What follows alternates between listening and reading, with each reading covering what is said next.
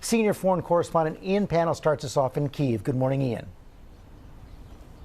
Yeah, good morning, George. That's right. More explosions this morning, and we've seen 2 fighter jets flying low over the Dnieper River, which just runs behind me. It's not clear who they belong to.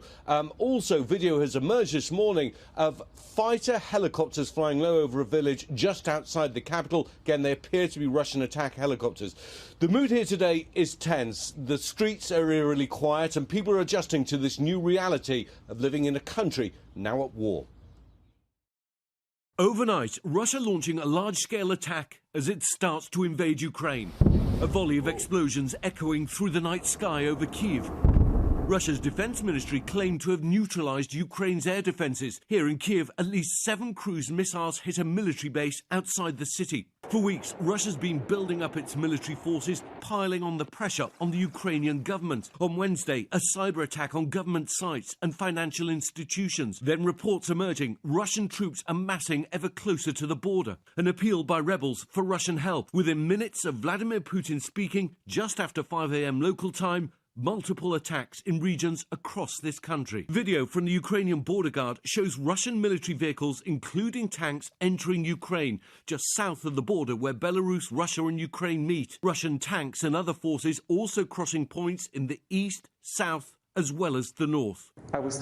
Just minutes before the attack, Vladimir Putin addressing the nation once more, declaring the start of what he called a special military operation in Ukraine aimed at the demilitarization of the country. Putin laying the groundwork for an invasion by recognizing 2 breakaway territories controlled by separatists sympathetic to the Kremlin as independent. But the magnitude of the attack making clear Putin's ambitions extend far beyond these regions. Russian forces attacking a number of sites in the capital Kyiv as Ukrainian anti-aircraft fire responded and sirens wailed, waking the city's residents.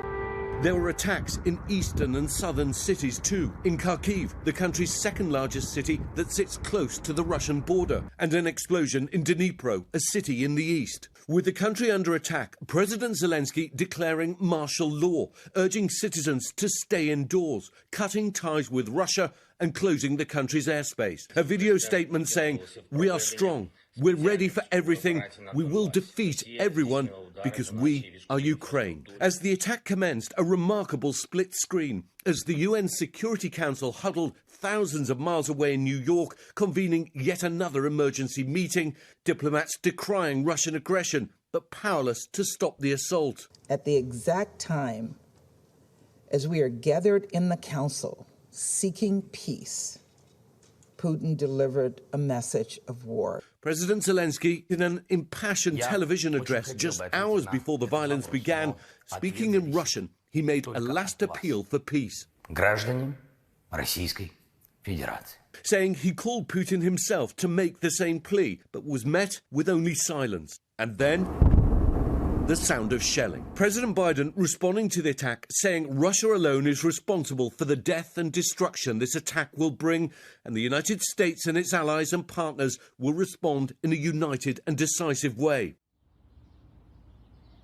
Well, there have been a number of casualties. The precise numbers are in a state of flux, and it's hard to verify. There are lots of claims and counterclaims about what's going on right now. NATO Secretary General speaking this morning, I think capturing the mood of many, not just here in Ukraine, but across the European continent, saying it will be a new Europe after what we saw today. George? It already is. Ian Pannell, thanks very much. Well, hey there, GMA fans. Robin Roberts here. Thanks for checking out our YouTube channel. Lots of great stuff here. So go on, click the subscribe button right over here to get more of awesome videos and content from GMA every day, anytime. We thank you for watching, and we'll see you in the morning on GMA.